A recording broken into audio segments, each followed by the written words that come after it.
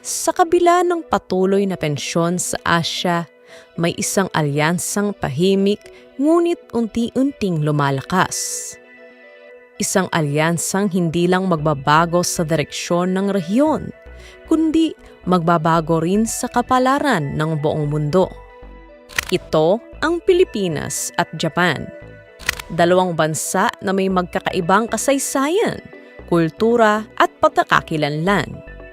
Pero ngayon, tila iisang landas ang tinatahak. At para sa marami, ito ang alyansang maaaring tumapat sa malalaking kapangyarihan ng mundo. Ngayon, ang tanong, bakit nga ba napakahalaga ng Pilipinas sa Japan? Ano ang tunay na dahilan sa likod ng alyansa ng dalawang bansa?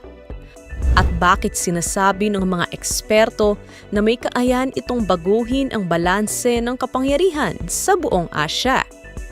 Bago po natin sagutin ang mga tanong na yan, inaanyahan ko po kayo na i-like ang video na ito dahil isa po yung napakalaking tulong para sa aming mga content creator. Maraming salamat po!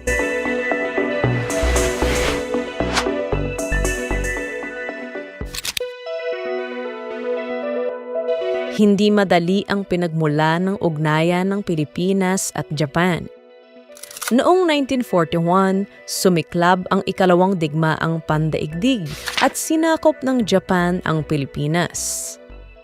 Dumaan ang bansa sa gutom, takot at matinding hirap. At hanggang ngayon, sariwa pa rin sa alaala ng ilang Pilipino ang madilim na panahong yon. Pero matapos ang digmaan, nagbago ang lahat. Unti-unting naghilom ang sugat ng kasaysayan. Mula sa dating mananakop, naging isa sa pinakamalapit na kaibigan ang Japan. Nagbigay ang Japan ng bilyong-bilyong dolyar para sa reparasyon, tulong at suporta upang maibangon ang Pilipinas. At kasabay noon, pumasok ang mga kumpanyang Hapon sa bansa na nagbigay ng trabaho, negosyo at bagong oportunidad para sa mga Pilipino. Ito ang kahangahangang bahagi ng kasaysayan. Ang sugat ay napalitan ng pagkakaibigan. At dito nagsimula ang ugnayan na may potensyal na hubugin ang kinabukasan ng Asya. Sa kasulukuyan, ang Japan ay isa sa pinakamalakas na bansa sa buong mundo. Pang-apat ito sa pinakamalaking ekonomiya, sunod sa US, China at Germany. Ang Japan din ang nangunguna sa mundo sa larangan ng robotics, AI at manufacturing. Bukod pa rito, ang Japan ay isa rin sa may pinakamalakas at pinakamodernong militar sa buong mundo. Samantala, ang Pilipinas ay mabilis ding nagbabago. Ang bansa ay isa sa pinakamabilis na lumalagong ekonomiya sa Asya. Mayroon itong lumalakas na sektor ng teknolohiya at kasalukuyang sumasailalim sa military modernization. Ngunit, higit sa lahat, ang Pilipinas ay may stratehikong lokasyon na sentro ng kalakalan at seguridad sa rehiyon. Kapag pinagsama ang dalawang bansang ito, nabubuo ang isang napakalakas na kombinasyon. Ang teknolohiya ng Japan at ang lokasyon ng Pilipinas ay maaaring maging isang puwersang hindi basta-basta matitinag.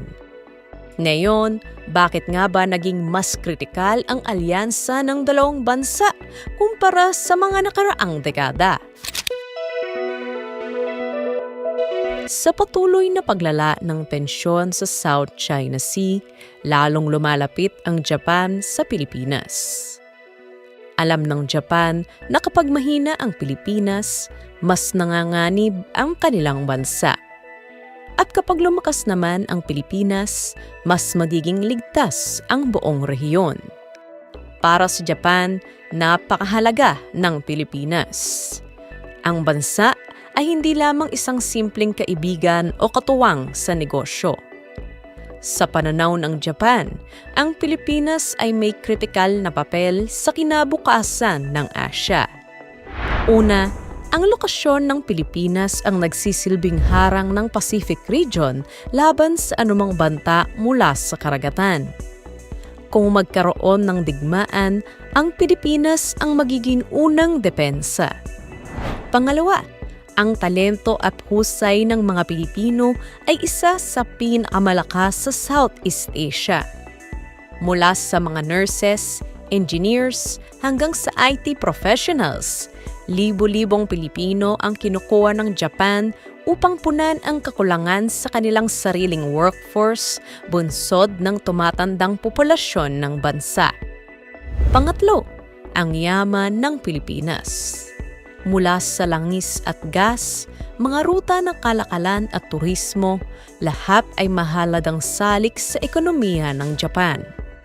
At panghuli, pareho ang interes ng dalawang bansa sa larangan ng seguridad.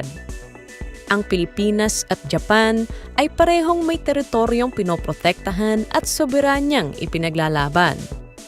Sa madaling salita, ang Pilipinas ay hindi lamang suporta, kundi isang mahalagang asset para sa Japan. Kung noon ay ekonomiya lamang ang sentro ng ugnayan ng Pilipinas at Japan, ngayon ay lumalawak na ito patungo sa larangan ng seguridad at depensa.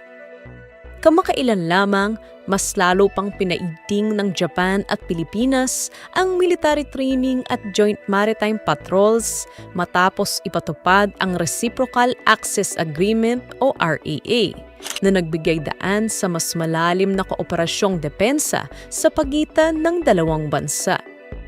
Sa ilalim ng RAA, mas mapapadali na ang pagpasok at paggalaw ng mga tropang militar ng Japan sa Pilipinas at gayon din ang mga sundalong Pilipino sa Japan para sa mga pagsasanay at operasyong humanitarian.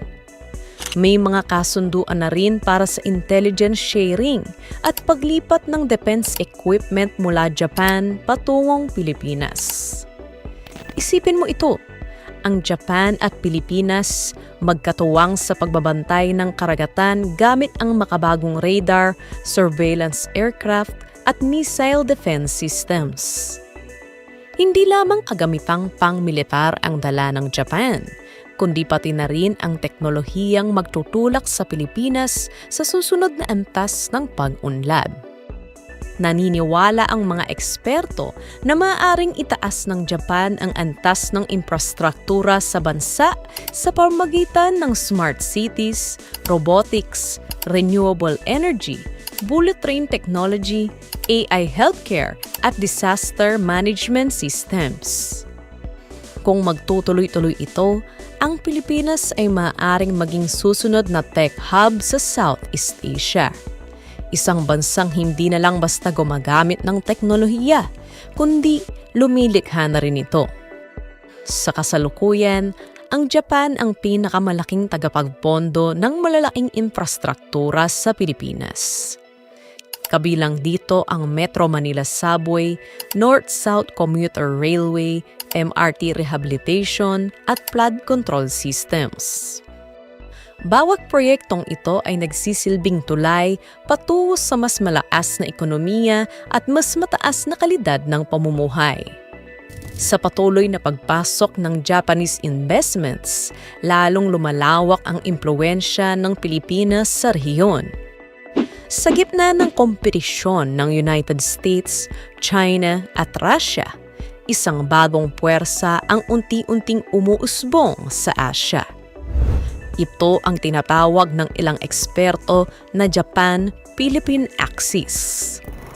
Kung patuloy na lalakas ang ugnayan ng dalawang bansa, maaari silang maging pangunahing puwersa na magtatanggol sa demokrasya at kalayaan sa Asia. Hindi bilang mga mananakop, kundi bilang mga tagapagbantay ng kapayapaan sa rehiyon. Ang alyansa ng Pilipinas at Japan ay nagsimula sa isang madilim at masakit na nakaraan. Pero ngayon, ito ay tumutungo sa isang hinaharap na puno ng pag-asa at posibilidad. Kung magpapatuloy ang ugnayang ito, maaaring magkaroon ng bagong kapangyarihan sa Asia. Isang kapangyarihang hindi lamang magtatanggol sa teritoryo, kundi magpapalakas sa ekonomiya, teknolohiya at seguridad ng rehiyon. Ngayon, oras na para marinig ang boses mo, katropa. Sa tingin mo, madudulot ba ng kapayapaan ang alyansa ng Pilipinas at Japan?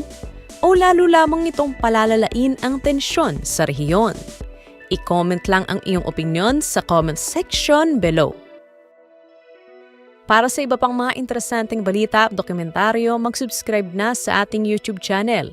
Maaari mo ring i-follow ang ating official Facebook page, facebook.com/theceboph. Maraming salamat sa panonood and see you next time.